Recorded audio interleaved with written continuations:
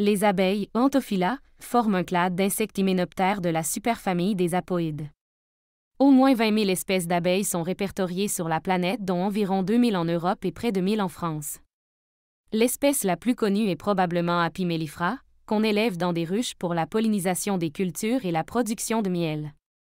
Cependant, la majorité des espèces d'abeilles se nourrit du nectar des fleurs et ne produit pas de miel.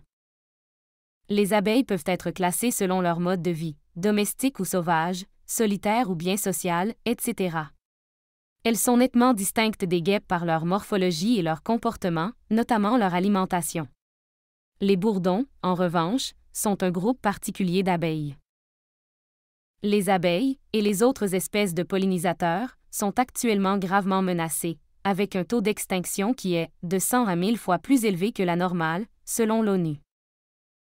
Lors de la Journée mondiale des abeilles du 20 mai 2019, l'ONU a détaillé les principales causes du déclin des pollinisateurs: l'utilisation de pesticides, la monoculture, les pratiques agricoles intensives, le changement climatique, le changement d'affectation des terres et la destruction des habitats.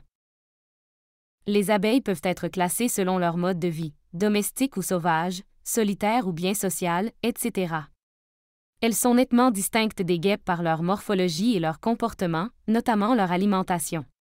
Les bourdons, en revanche, sont un groupe particulier d'abeilles. Le mot abeille est attesté en français pour la première fois au XIVe siècle VI.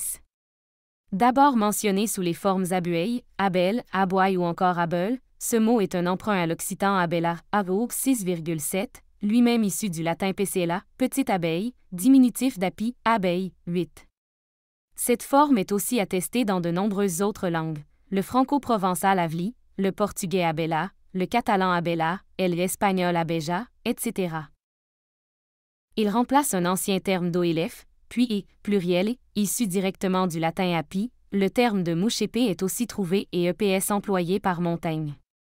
Au début du 19e siècle, l'Atlas linguistique de la France repère l'abeille encore sous le nom et, dans quelques localités du Nord, puis comme mouche à miel, dans les 2/3 nord du domaine d'Oïl, Bretagne, mouche à miel, Normandie, moucamier, Île-de-France, Picardie, Wallonie, Lorraine, mouche-émie, Bourgogne, mouchette, dans la frange et Lorraine orientale, mouchette, moate, Franche-Comté du Nord, motte-chotte, abeille, dans le sud-ouest, Poitou, Saintonge, abeille et avette, dans le Val inférieur de la Loire.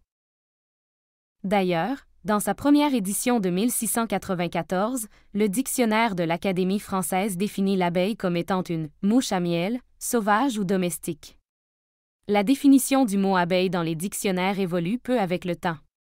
Il faut attendre le 19e siècle avec la 6e édition, 1832 à 1835, de ce dictionnaire pour voir apparaître des précisions sur cette sorte de mouche, insecte ailé, qui produit la cire et le miel. Et le 20e siècle avec la 8e édition de 1932 à 1935 pour qu'elle soit classée parmi les hyménoptères tout en précisant également qu'elle vit en SM.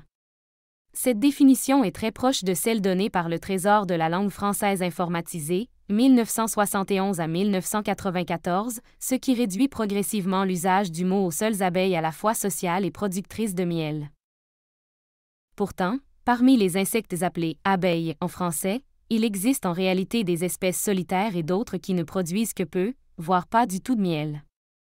Cette différence va être intégrée à la 9e édition du dictionnaire de l'Académie française qui, tout en réduisant la définition de l'abeille à la famille des apidés, explique qu'elle vit en société et produit du miel.